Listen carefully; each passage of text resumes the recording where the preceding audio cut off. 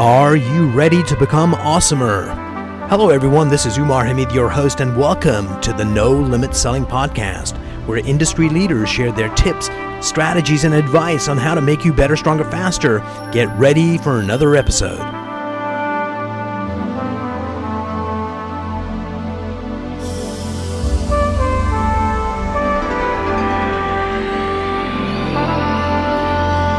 Hello everyone. Today I have the privilege of having Allison Heiman here with me. She is the Chief Sales Officer, super brilliant. Recently I saw her at the Sales 3.0 conference as the MC. Alice, you did such an amazing job.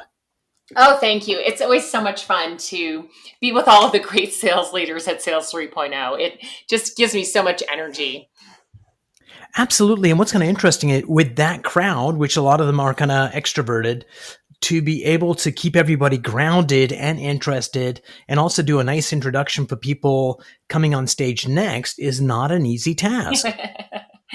Yeah, you definitely have to keep it's like a little bit like herding cats. You got to kind of keep everybody in the right direction, get them to sit in their seats so we can get started and make it interesting for them to want to tune in and listen to the speaker. One of the things that has fascinated me for a long time is how we make decisions. And I'll tell you one of my decisions that was like a really, really dumb decision. A million years ago, I decided I was going to learn how to fly. Oh.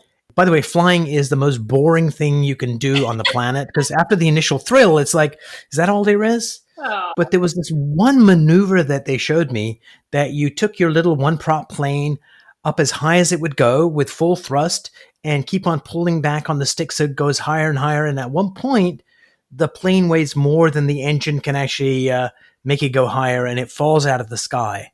And when it falls out of the sky, if you give it full rudder, you go into a death spiral heading towards the ground at full velocity. And the reason they do that is to teach you if that accidentally ever happens, you know how to counteract it, and simple techniques you can use to get out of that dive and save your life and all that brilliant stuff. But the one cardinal rule is you have to be at 4,500 feet above the ground to attempt this maneuver. Okay. And they had this second rule because you're learning never go above the clouds. Okay. And one day I was flying by myself and the clouds were at 2,500 feet. And for some unknown reason, I decided to obey the don't go above the clouds rule, which was not the most important rule in this situation. It was the 4,500 feet between you and the ground. Otherwise, you're going to die. And I opted to follow the cloud rule. So I came so close to hitting the ground before I recovered. I could see grass blades. But that moment in time really got me to think, oftentimes we have different rules in our heads. What makes us choose one rule to make a decision versus another? And I'll give you one quick example and then bat it over on your side. Like police officers are here to serve and protect, and they also want to maintain law and order. And sometimes they take one rule more seriously than the other.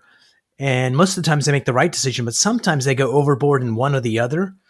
So for salespeople and buyers making decisions, how do people make decisions? And how can salespeople help them make better decisions? Yeah, well, I'm fascinated with decision making as well. And, you know, the basics are this: we're all human beings. We might work at big companies or little companies. We might have big titles like CEO or small titles like custodian. But we all have to make decisions all day long, every day. And we're all doing that in a very human way because we are human beings. So I think for sales, a little bit of education and psychology is helpful. Knowing that people make decisions using their emotions, even though you're thinking, well, that's crazy, Alice. They're in business. They have to make logical, rational decisions for their company so that they will make the best decision and all of that. It's not necessarily so, because people can't help but let their emotions get involved in their decision making. I mean, think about it. Let's just say you're talking to a vice president of sales to get them to buy your goods and services. And you know that you have a great track record of providing products that really enhance sales teams' ability to close deals and move sales forward, and things that any VP would really want, right? And so you're thinking to yourself, this is a no-brainer. They're going to have to buy this from somebody. They may as well buy it from me. And then what you don't know is that VP of sales and maybe the director and a couple of sales managers that are all together making this decision, each in their own human way, are thinking about this decision and how it's going to impact them. And that's emotional. So if I'm the VP of sales and I'm thinking, well, I really want to do this because it's going to make a huge difference for my sales team, but I'm concerned that my managers won't come along and they won't change their behavior, and they'll look at me like, oh, you're the one who brought this in and it's not working. And so then they'll be mad and they're not going to do a good job. Then I'm thinking about myself having to work in that situation with these managers who are now mad at me because I made this choice. So how can I make an unemotional decision? I'm making it based on emotion. And I think that if we can get into our customers' heads and know that they're human and making decisions just like we are, that there are emotions attached to it, then we can help them make better decisions. So here's the thing that's kind of perplexing. So one of the things that we are the best at in the world is rationalizing things. So we get this emotional reaction to, let's say, a proposal, and we go, this could be dangerous for my career at some unconscious level, let's say. And then we look at the data from a different lens and we rationalize the decision as if it was an intellectual decision. But you're right, it was an emotional decision. But what do you do when the person that's making the decision doesn't realize that that's happening? To them, it looks like they made a logical decision when all along it was an emotional one. Well, I think it's, every salesperson's job to build relationships and get to know people and get to know what their motives are and what's behind the way that they react and what they're doing. Now, that's not easy. It takes time to build relationships, and we want to hurry up and get a sale. So that's a tough one. But if we are looking at the human side of things and we see the humans that are making the decisions, making them based on faulty information or too much on emotion or without having all of the information together, then it's our job as sellers to lay it out for them and show them what the decision-making process is like and kind of guide them through it. So Gartner, the big analyst firm, calls it make sense selling. I've seen others using mutual action plans to map out all the steps in the decision process. And there's many other ways. But when you see somebody who is making a decision based on fear, that's a time when you definitely want to step in and challenge that a little bit in a very kind way and see if you can help change their thinking. So the best way to do that is to acknowledge what they're thinking or what they've said. If you don't know what they're thinking, but what they've said, acknowledge that, and then ask some questions about it, and then bring some insights to the table. So, I've heard that you're concerned about making this decision because, and then let them say, yes, that's exactly what I'm concerned about. And then you can say, well, I can certainly understand that. I have a few questions for you.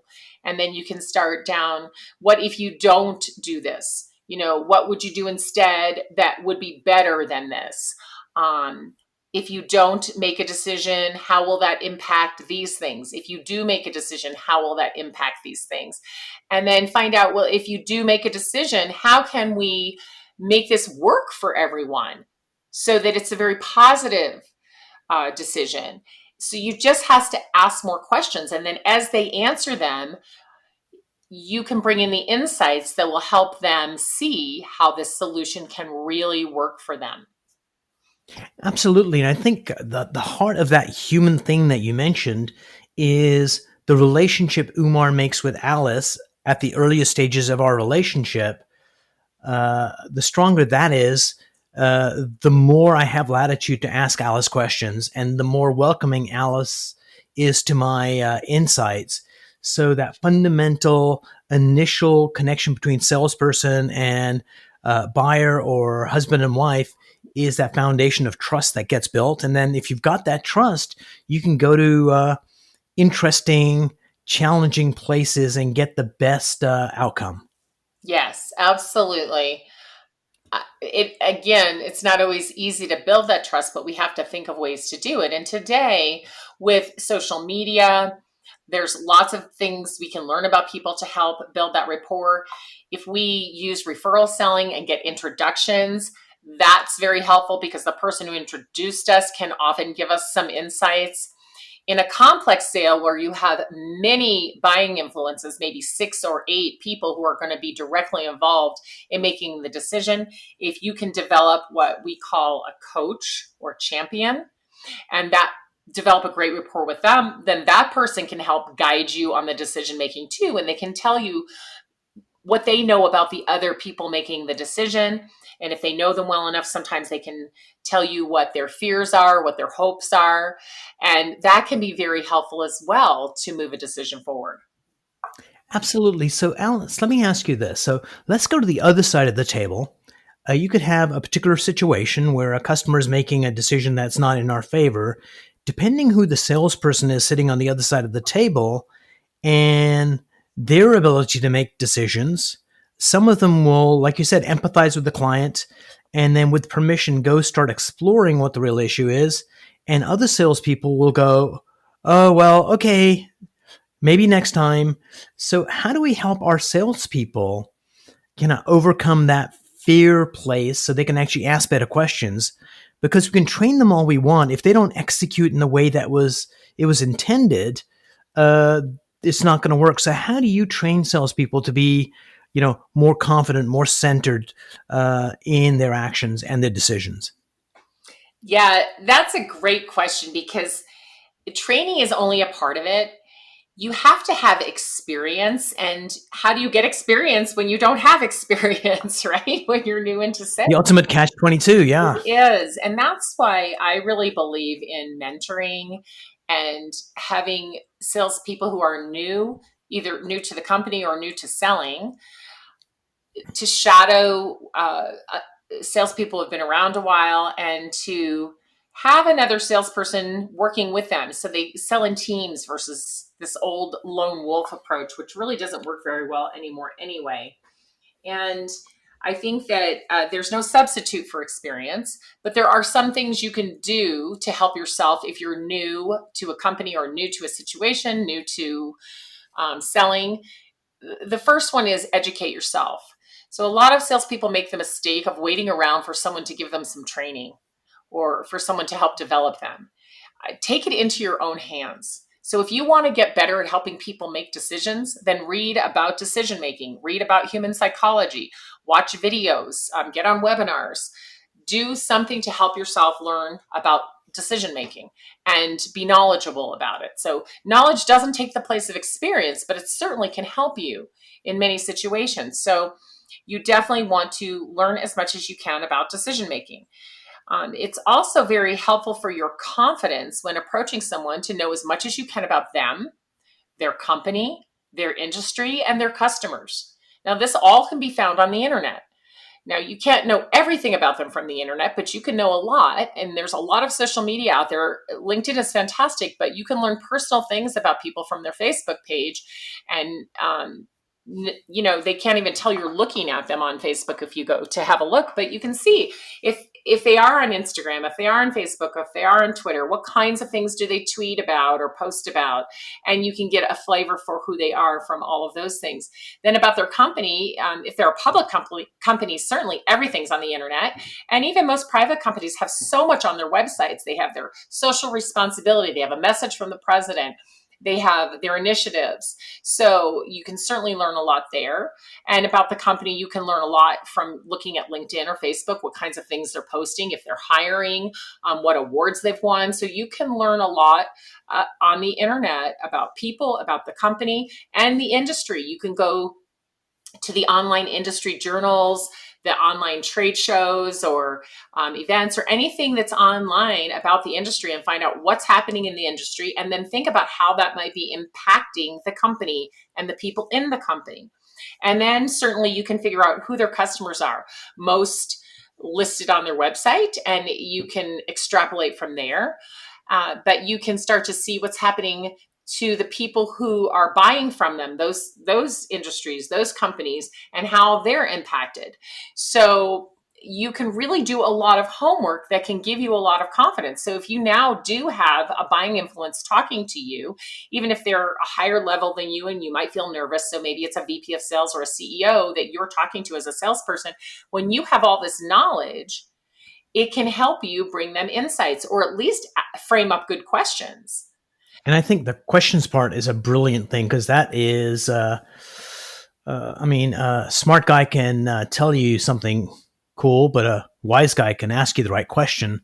And just kind of adding on to the information that's available, they have this thing called Crystal Reports on LinkedIn that you can get the personality profile of someone's profile that you're looking at. This is the way you sell to Alice. And we live in this age of a lot of information. And yet, some salespeople don't feel confident enough or bold enough to go take action.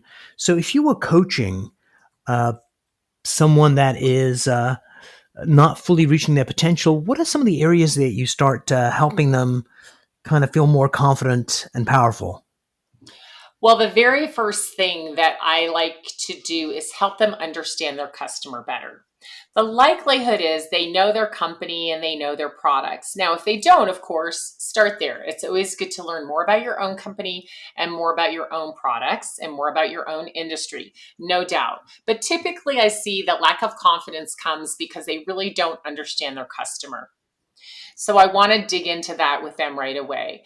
And again, it's just what I said, helping them understand. So these companies in these industries uh, are typically buying from you, and the people who get involved in the sale have these titles.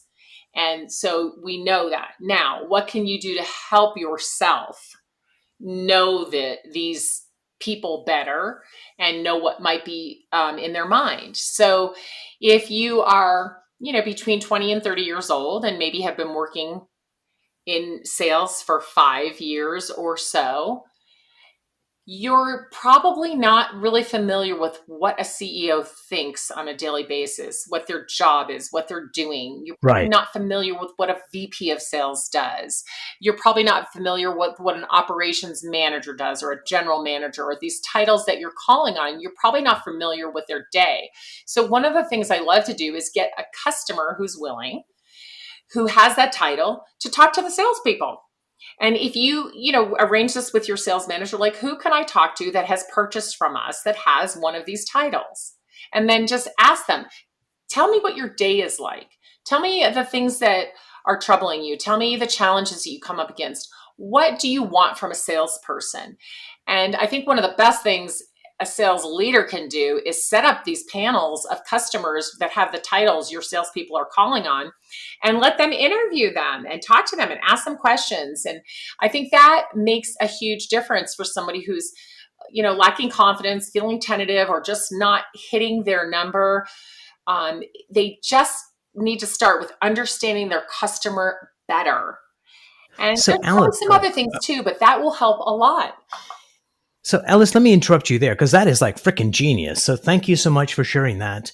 It kind of reminds me of I used to be in the retail industry selling high tech products into the retail market in the US. And they had these conferences called Retail Vision, where they had the largest buyers from all the large stores like Best Buy coming to one location. And in one of the sessions I sat down in, it was a few of the key buyers in the country.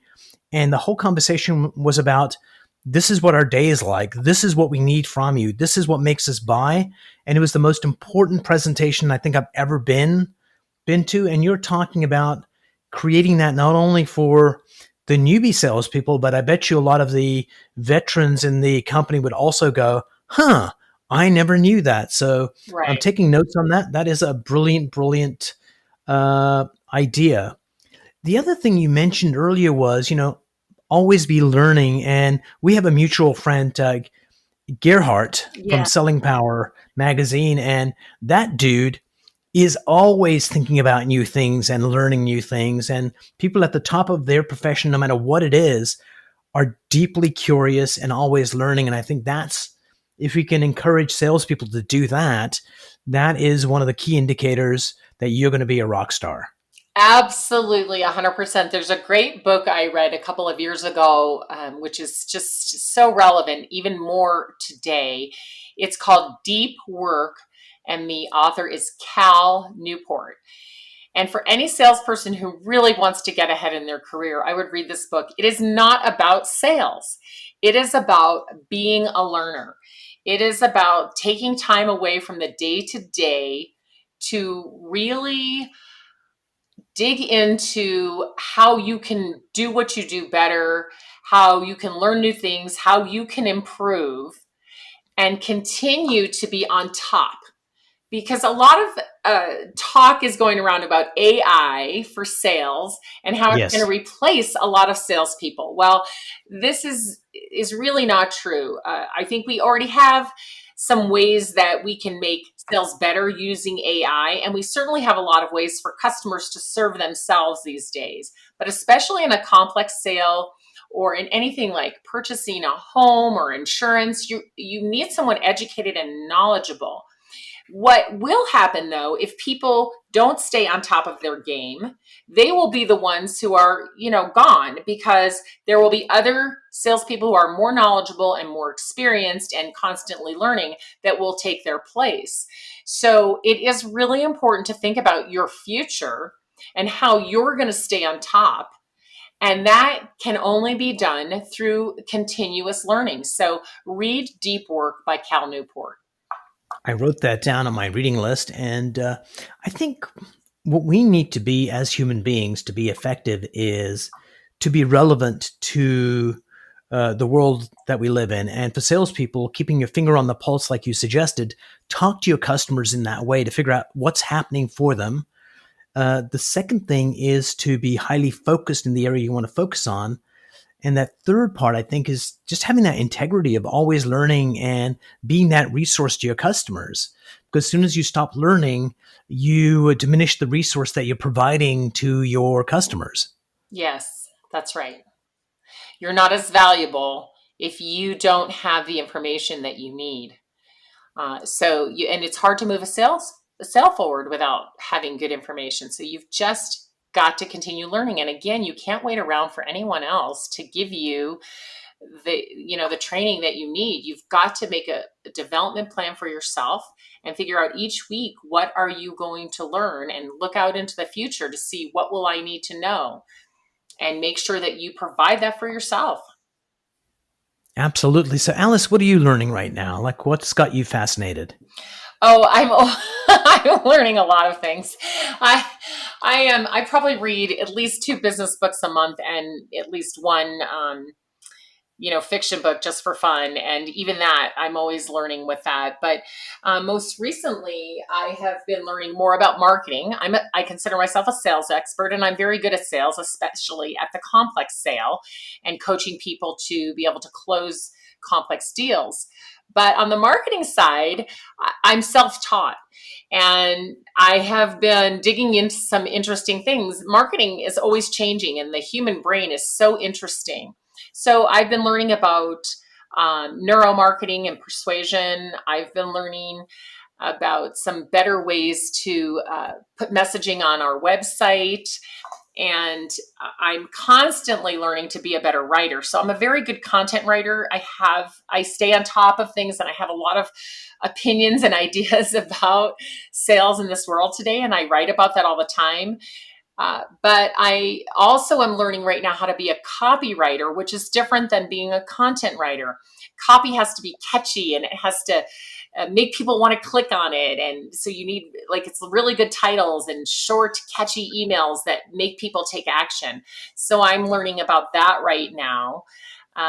Yeah, and some other things about my computer and how to do some interesting things on the computer in easy ways. So I'm always learning something. So, you and I have something in common. I'm actually in the middle of a copywriting course myself because writing persuasively is critical in the new world, always has been, but more so now. Alice, thanks so much for joining me today. It was a joy sharing your wisdom with our listeners. Oh, thank you. It's always a pleasure.